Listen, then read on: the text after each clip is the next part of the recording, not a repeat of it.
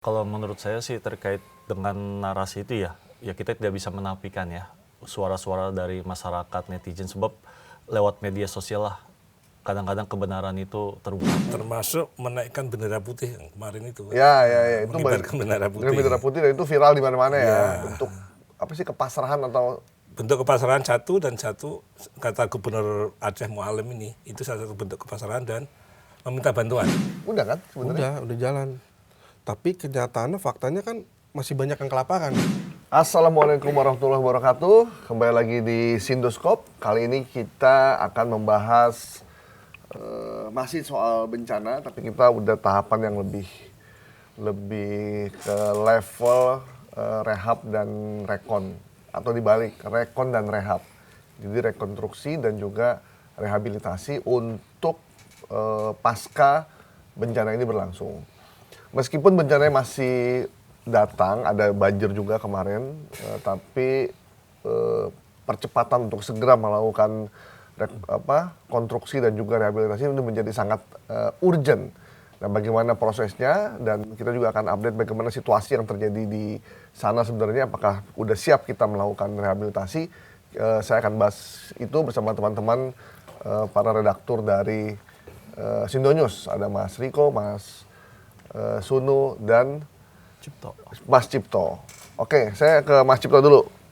Om Cip, ini situasi kita sekarang itu ada yang bilang kok kita bencana, tapi berantemnya di media sosial dan bertempurnya di narasi. Anda setuju gak dengan itu? Karena harusnya kan fokusnya ke pengungsi, fokusnya ke bantuan, fokusnya ke rehab, tapi tetap aja kita berantemnya itu di media sosial, saling bantah-bantahan, saling klaim, dan bicaranya malah soal perang narasi antara pemerintah, relawan, dan lain-lain. Ini sebelum kita masuk ke rehab dulu. Ya kalau menurut saya sih terkait dengan narasi itu ya kita tidak bisa menafikan ya suara-suara dari masyarakat netizen sebab lewat media sosial lah kadang-kadang kebenaran itu terungkap gitu. Tapi yang perlu kita syukuri adalah saat ini proses rehabilitasi lokasi bencana itu sudah mulai ada kemajuan progres yang cukup signifikan ya. Dilihat dari banyak jembatan atau jalan yang terputus itu antara Aceh dan Medan itu sudah mulai tersambung. Oh, udah ada gitu. jembatannya ya. Terus proses pembangunan hunian sementara untuk masyarakat korban bencana juga sudah mulai dibangun, bahkan sudah ada sekitar 525 hunian sementara ini sudah dibangun di Sumatera Barat. Artinya memang sudah ada kemajuan penanganan bencana ini gitu. Oke, Mas Sunu, mungkin karena bencananya impact-nya itu di 3 provinsi dan sangat luas, sehingga apa yang dilakukan di satu tempat nggak kelihatan di tempat lain ya? Betul, dan itu kemarin kan jadi permasalahan juga bahwa kita perlu juru bicara yang mumpuni terkait menghandle permasalahan ini kan. Ya. Salah satu kritik kan tidak ada juru bicara yang mampu menghandle dan mengupdate progres korban, pencarian korban sebagainya secara cepat waktu itu. BNPB sendiri saya kira menurut saya agak terlambat waktu awal-awal itu kan. Terus juga banyak daerah yang hingga kini masih kesulitan untuk aksesnya, termasuk untuk listrik dan segala macam. Jadi mungkin keluhan-keluhan itu dari warga itu ada yang menyampaikan ke media sosial, jadi muncul ramai. Saya juga, menurut saya pemerintah juga udah pontang-panting untuk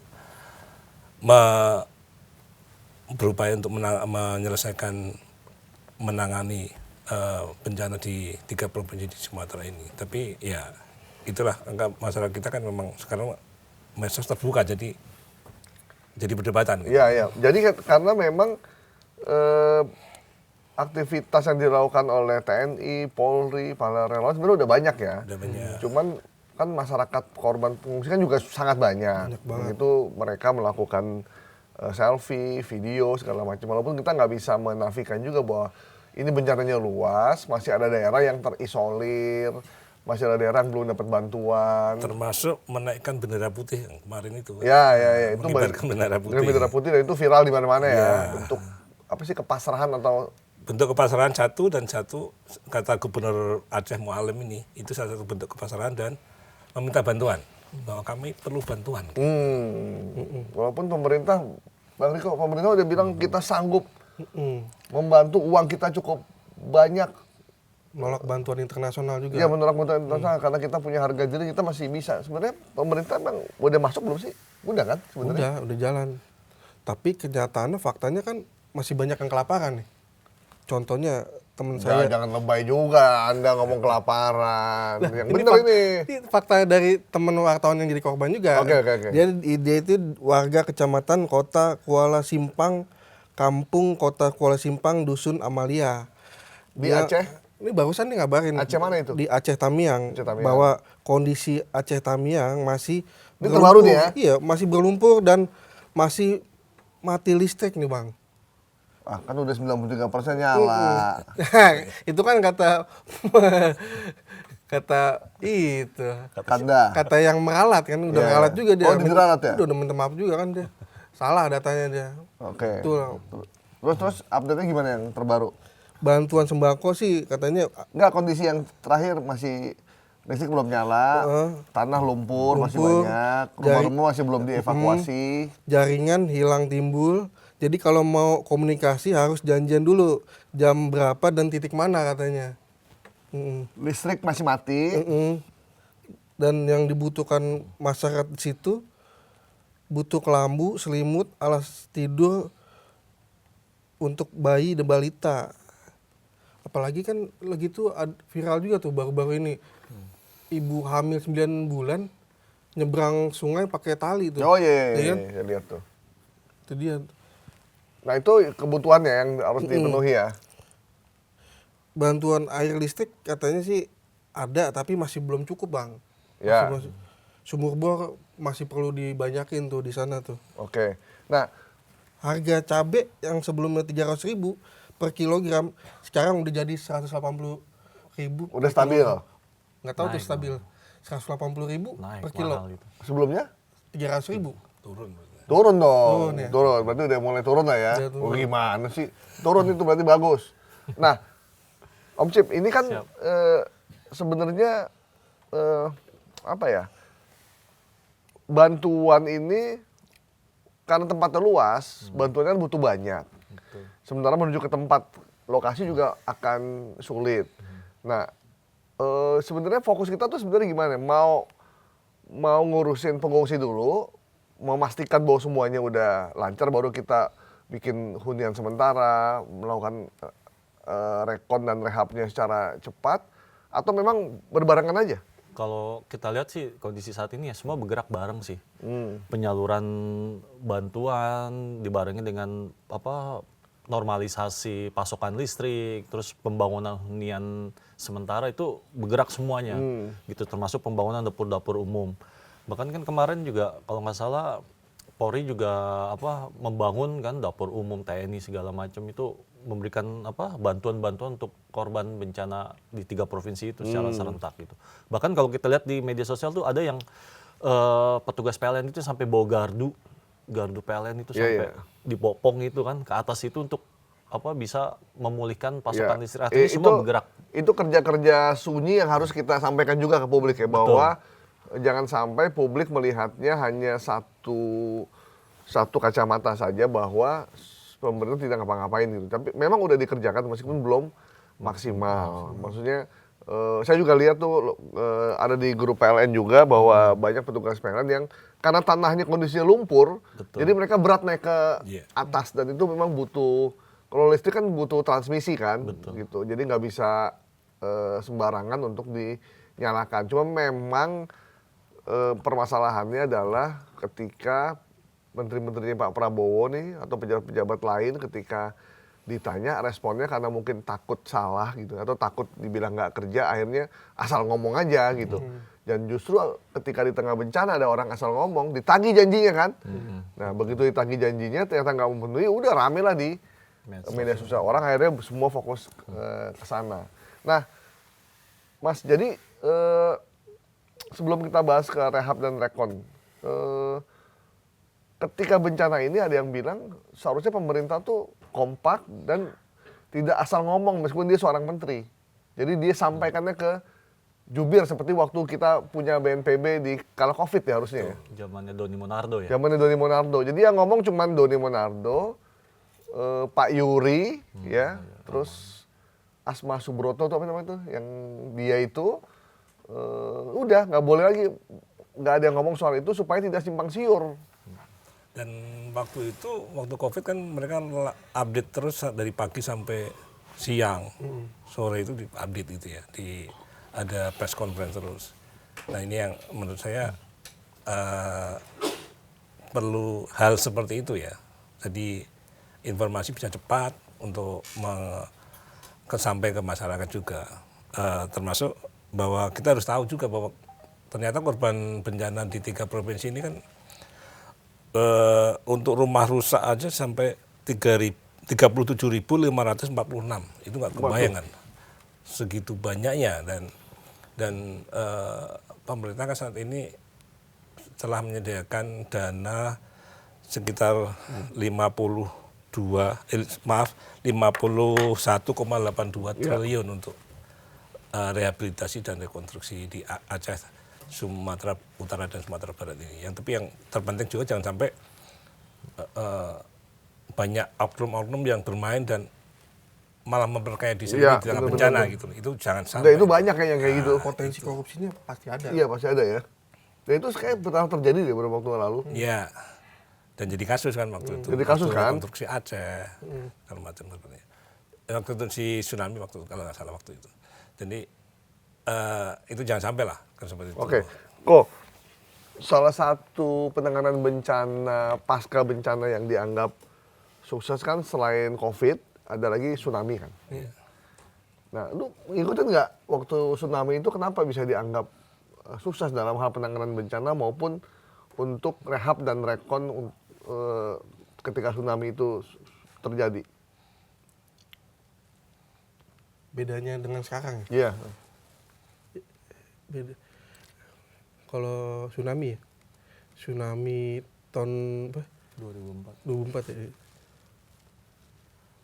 Masih Ya, kalau menurut saya sih harus dibedakan ya, karena pada saat tsunami itu kan bantuan dari luar datang. Jadi penanganannya lebih cepat. Oh. karena ada bantuan asingnya. Pada saat itu Pak JK, Pak SBY yang sedang berada di Papua, kalau nggak salah langsung meminta Pak JK segera ke mana? Ke Aceh. Iya. Kemudian langsung membuka keran bantuan internasional. Kalau ini kan pemerintah sendiri belum membuka keran bantuan internasional karena menganggap bahwa penanganan bencana alam di Sumatera ini sudah cukup, dari tiga provinsi yang kena 38 provinsi ini membantu semua gitu. Itu makanya pemerintah masih belum menetapkan bahwa ini adalah bencana nasional. Selain itu juga salah satu kategori bencana nasional adalah kelumpuhan.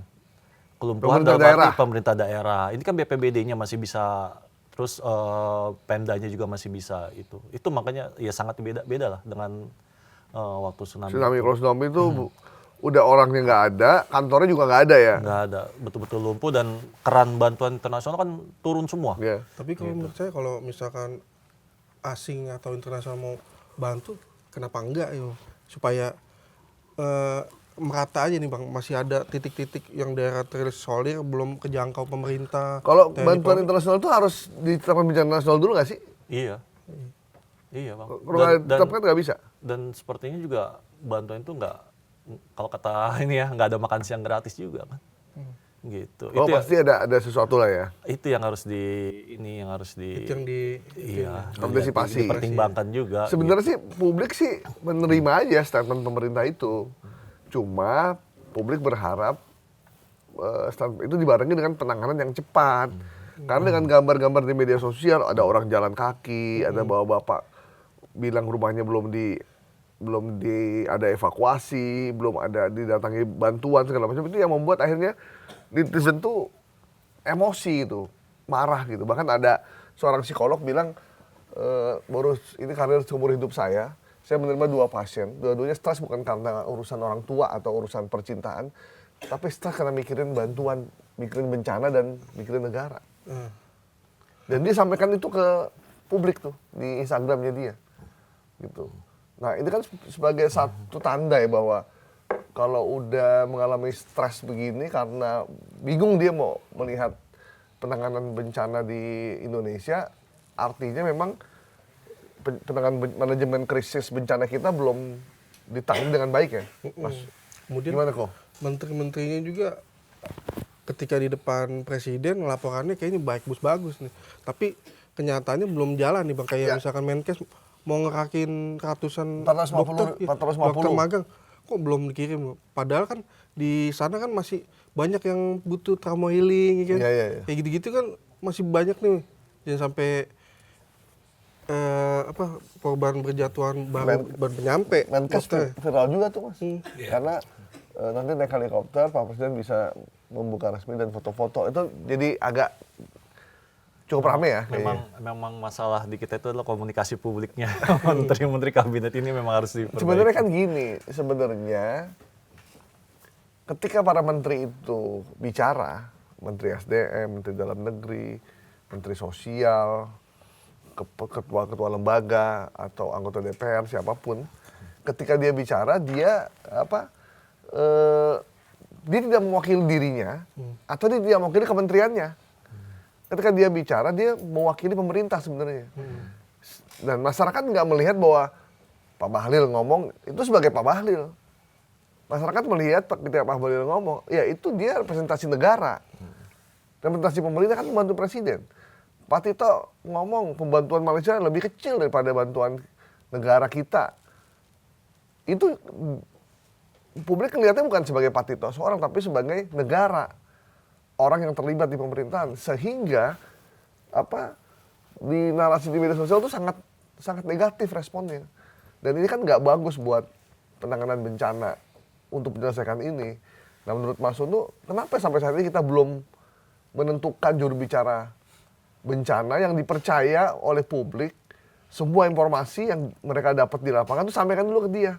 Dia yang memformulasikan, kemudian dia sampaikan ke publik. Jadi jangan semuanya ngomong, jadi orang bingung. Iya, mungkin ke depan akan ada ya juru bicara seperti itu setelah Satgas atau Badan Rehabilitasi dan Rekonstruksi Bencana Sumatera ini terwujud. Ini kan Presiden sudah ngomong bahwa bentar lagi akan menaikkan perpres soal pembentukan Satgas ataupun Badan Penanganan Bencana Sumatera. Nah, di situ kemudian akan ada juru bicara seperti itu ya, yang menyampaikan secara update perkembangan terkini terkait penanganan bencana di 3 provinsi ini. Namun yang jelas beberapa kali menyatakan bahwa badan ini harus benar-benar memang punya otoritas. Jangan sampai cuma sekedar untuk koordinasi saja. Kalau cuma koordinasi akan susah kan bekerja maksimal. Jadi otoritas untuk anggaran, untuk eksekusi, untuk itu langsung dikasih ya? Nah, seharusnya punya otoritas itu. Jangan sampai hanya sekedar koordinasi antar kementerian itu Ya, kan. terus rekomendasi. Rekomendasi itu kan nggak punya taring jadinya nanti. Cip, lu punya ini nggak cerita tentang rehab dan rekon Aceh?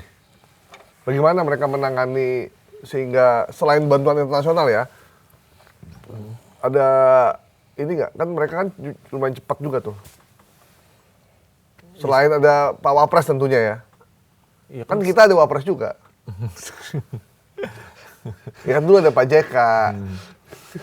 Ya kalau lihat juga kan kita udah bisa lihat tuh bagaimana Prabowo juga berapa kali datang ke daerah bencana. Itu kan bentuk keseriusan dari presiden sendiri. Iya. Ya kan bahwa penanganan bencana ini jangan setengah-setengah gitu, jangan main-main. Bahkan dalam rapat paripurna kemarin kan rapat terbatas kemarin disinggung kan.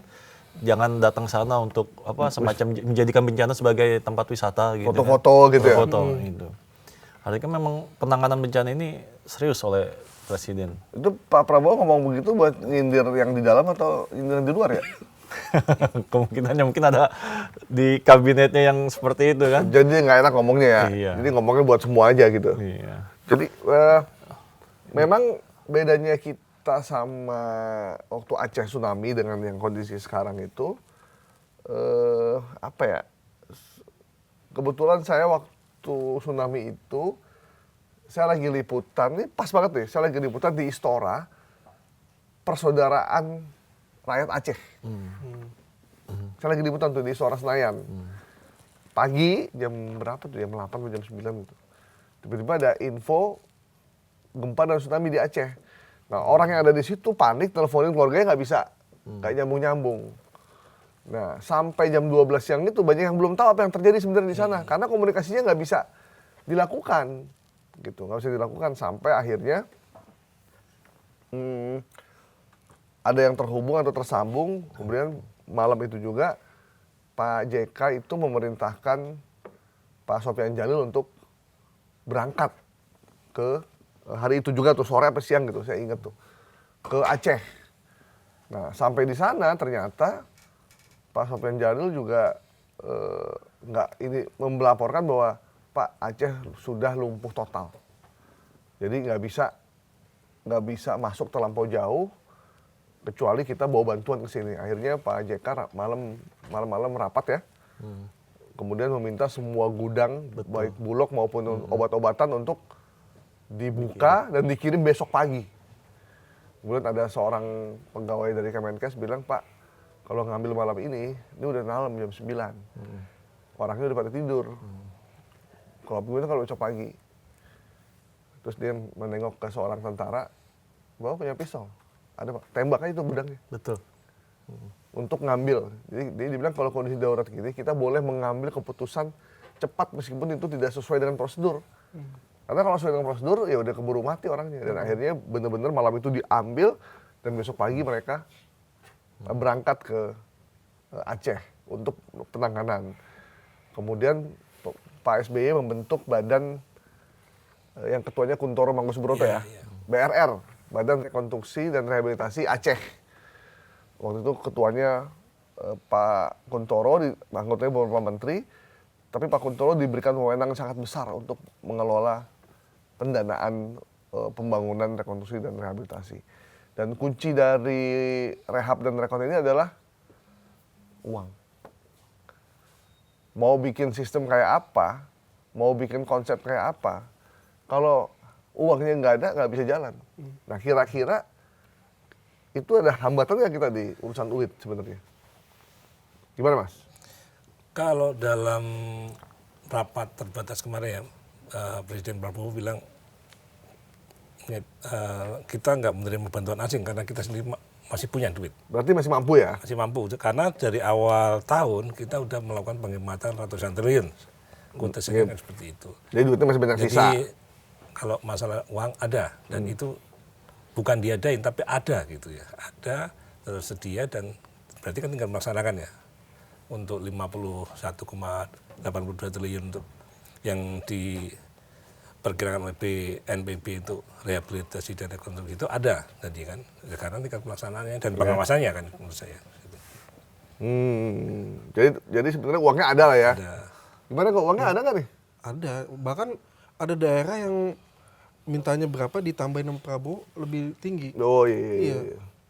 Kasih aja itu sekian kayak gitu kan, apa dibilang gitu. Berarti paling tinggal nanti di lapangan aja ya. Iya. Semoga uangnya tetap aman. Dan utuh kembali buat masyarakat. Iya.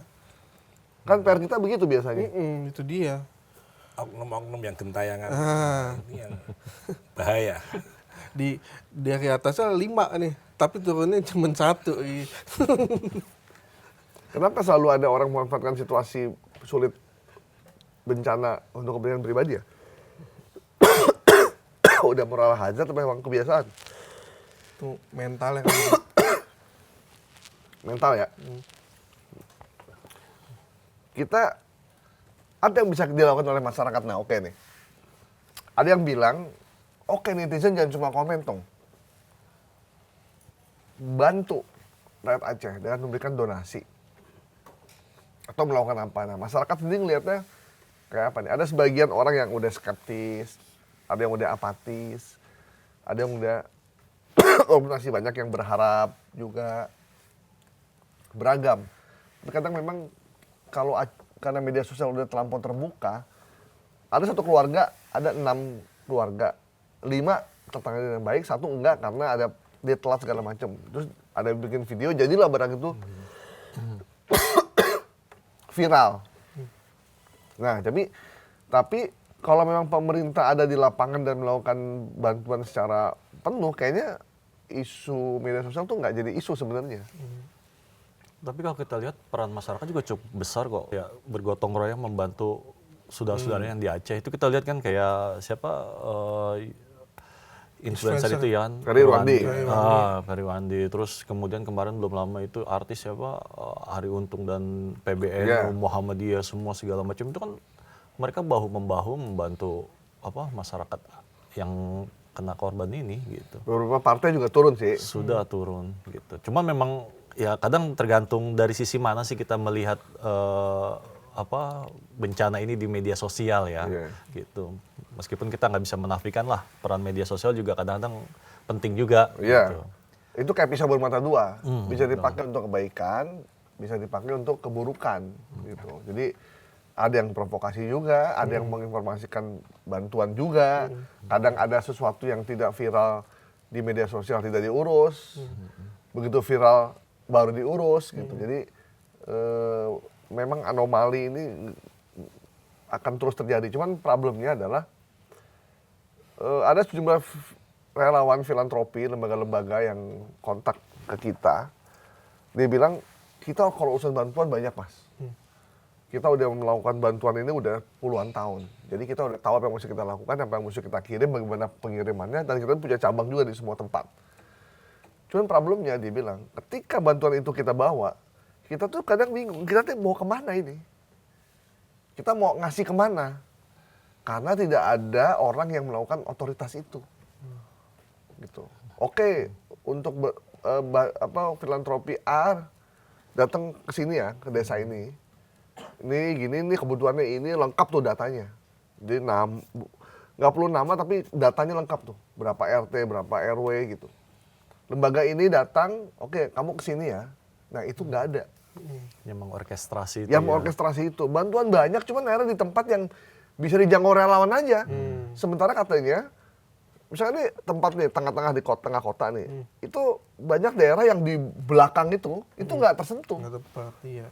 Yang terendam sama lumpur tuh nggak dapat perhatian, karena ngurusin ini aja udah sulit, apalagi ngurusin yang ini. Nah, sehingga ada satu barang numpuk di satu tempat, tapi tempat lain malah nggak dapat. Ini nggak ada, itu nggak ada yang mau orkestrasi, tidak ada leadership, sehingga ya udah bantuan akhirnya gitu-gitu aja, nggak bisa banyak. Gimana Cip? Ya memang peran BNPB sebenarnya kurang maksimal ya. Apalagi waktu di awal-awal itu kan sempat offset juga itu yang dibilang itu cuma mencari media sosial. Itu statement awal yang akhirnya meruntuhkan reputasi itu sebenarnya. Iya. Dan orang udah nggak lagi percaya. BNPB bikin tenda ya dianggap tenda bodong, datang cuma buat presiden. Iya benar. Saking orang udah hopeless gitu sama BNPB. Sebuah lembaga yang harusnya memang menjadi leading sektor ya. Betul. Ini kenapa menurut lo Udah ganti BNPB tuh. kok kurang Perlu diganti gak? greget? Perlu diganti gak tuh kepalanya? Iya boleh, ganti presiden ya. Presiden. Yang mati presiden. Kalau saya sih cenderung sepakat waktu zamannya Pak Sutopo itu ya. Purwo Nugroho ya. Nah, itu cepat sekali memberi update ke media, ke masyarakat. Yang meninggal berapa, bahkan namanya pun disebut. Namanya sebutkan. Mau ditanya apapun dijawab. Jawab. Di WA juga dijawab. Jadi perlu orang-orang seperti itu. Nah sekarang ini kan saya kebetulan ikut di salah satu grup BNPB itu, kalau kita nanya juga nggak dijawab, direspon itu. Jadi Iya. kadang Ada keluhan dari ada mana? keluhan gitu. Nggak dijawab. Sekarang keluhannya. update-nya berapa Pak? Update-nya korban nggak direspon juga gitu kan. Padahal kita kan perlu itu untuk. Jadi kayak grup yang nggak bisa baca ya gitu. Ya. Cuma baca aja gitu. Baca doang, ngambil rilisnya doang gitu jadi. Oke, kalau gitu ya, kita jadi harapan kita apa nih di rehab dan rekon? Udah ada ketua timnya kan? Belum. Oh belum ada, bukannya ketua timnya itu? Kan baru.